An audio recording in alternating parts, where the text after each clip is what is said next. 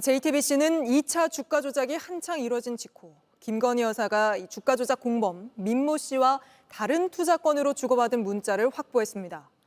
김 여사가 주가 조작 일당과 직접 연락한 게 확인된 건 이번이 처음입니다. 먼저 박병현 기자가 단독 보도합니다.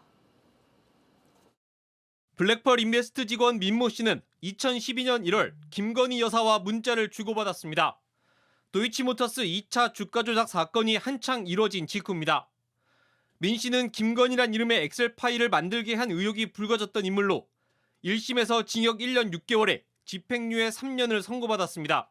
JTBC가 확보한 두 사람 간 문자를 보면 2012년 1월 9일 민 씨가 김 여사를 사장님이라 부르며 문자를 보냅니다.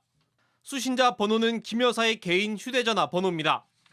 도이치모터스 주가 조작 공범인 블랙펄 인베스트 전 대표 이종호 씨가 연락을 주고받았던 것과 같은 번호입니다. 민 씨가 김 여사 덕분에 금융 실사를 오전 중에 마감했다고 말하자 김 여사는 20분 뒤 알겠다고 합니다. 그러자 민 씨는 번거롭게 해드려 죄송하다며 매도 타이밍을 다시 알려주겠다고 말합니다. 이틀 뒤 두 사람의 연락은 다시 이어졌습니다. 이번엔 김 여사가 민 씨에게 팩스 번호를 물었고 민 씨는 19초 뒤 팩스 번호를 보냈습니다. 다시 이틀 뒤인 1월 13일 민 씨는 김 여사의 계좌번호를 물었고 김 여사는 민 씨에게 계좌번호를 전달했습니다. 두 사람의 대화는 민 씨가 속한 블랙펄 인베스트가 투자한 엔스퍼트란 회사와 관련한 내용으로 추정됩니다. 당시 자금 사정이 좋지 않은 엔스퍼트를 위해 블랙펄 인베스트가 김 여사에게 15억 원을 빌렸습니다. 이와 별도로 한국거래소 주주 금융 실사를 위해 김 여사가 이미 갖고 있던 주식 13만 주를 빌렸다가 되돌려준 걸로 취재 결과 파악됐습니다.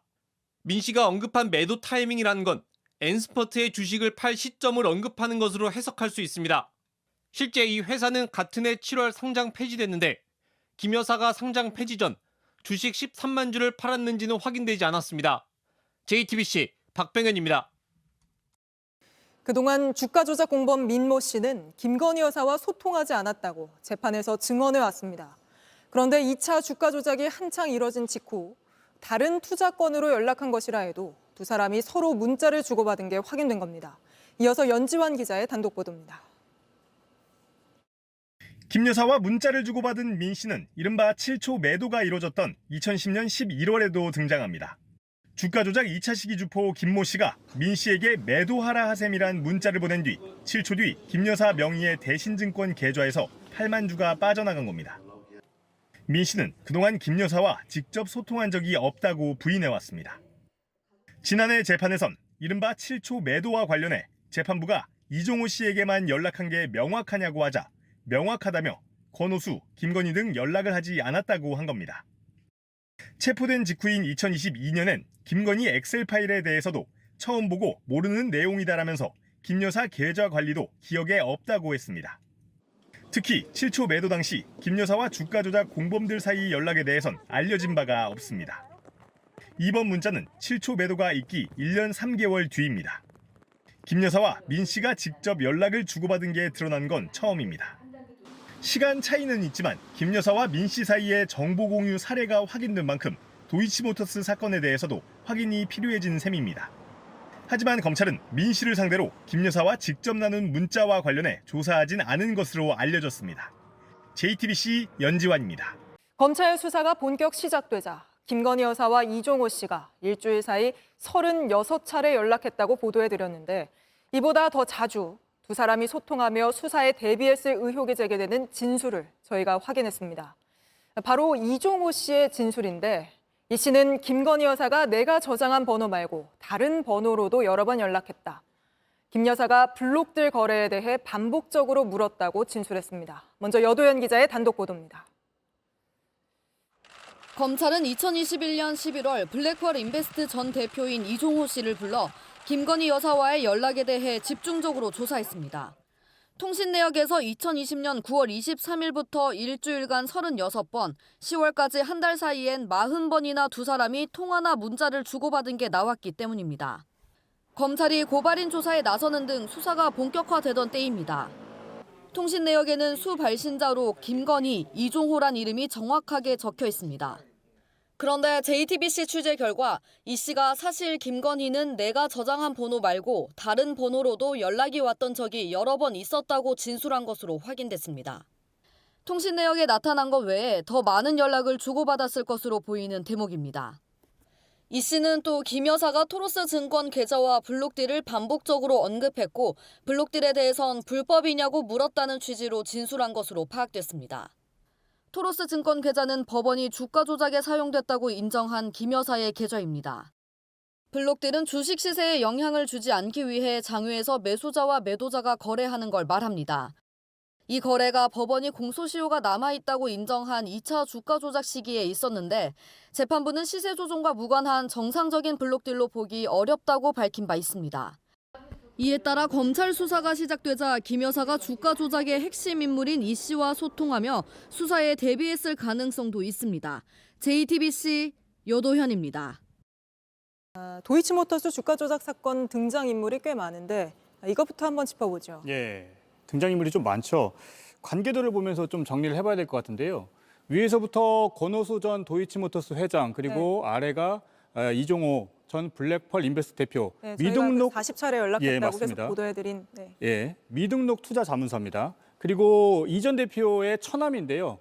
전 블랙펄 인베스트의 이사 민모 씨가 있고 그 아래 바로 주가 조작을 실제 실행했던 2차 주포 김모 씨가 있습니다. 네. 이렇게 관계들을 보면 이런데 김건희 여사와의 연락을 하기 위한 이 거치는 절차를 보면 김 씨가 민 씨에게 얘기하고 민 씨가 이 전 대표에게 얘기하고 또 이 전 대표가 권 전 회장에게 연락을 해서 그동안 김 여사와 연락을 했다 이렇게 알려져 왔습니다. 그러니까 지금까지는 이 사람들 중에서 주로 이 권오수 전 회장만 김건희 여사와 연결된 걸로 알려져 있었잖아요. 네, 그렇죠. 그러니까 권오수 전 회장이 김 여사에게 투자를 권유를 했고 또 주로 소통도 권 전 회장이 해온 것으로 알려져 있었습니다. 네. 하지만 저희가 이번에 보도한 것처럼 이 검찰 수사가 시작되던 2020년 9월부터 한 달간 이 이종호 전 대표와 김건희 여사가 40차례 연락을 주고받은 것으로 확인이 됐습니다. 이 JTBC 보도로 처음 알려진 내용입니다. 네. 근데 거기에 대해서 오늘은 저 민모 씨,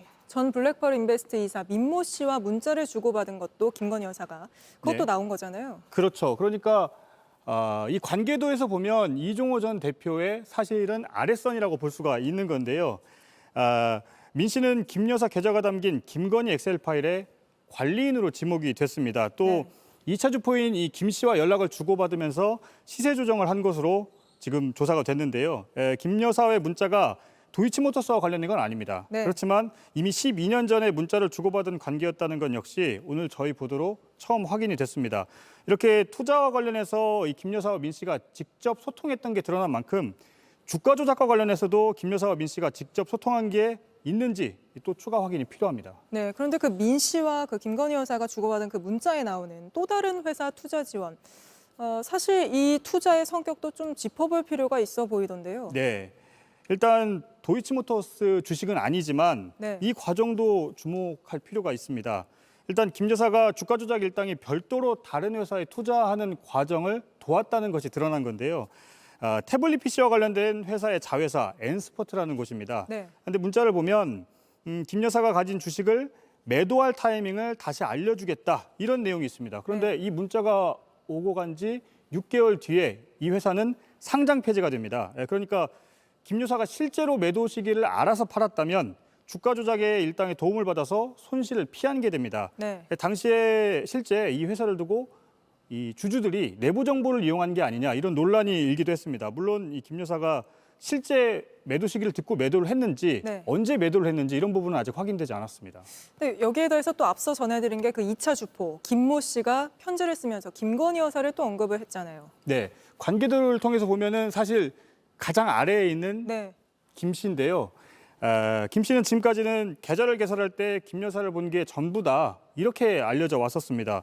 주가 조작의 실행자이기도 하지만 김 여사와의 거리를 보면 앞서 그 단계를 거쳐야 하기 때문에 가장 멀리 있는 인물인 건데요.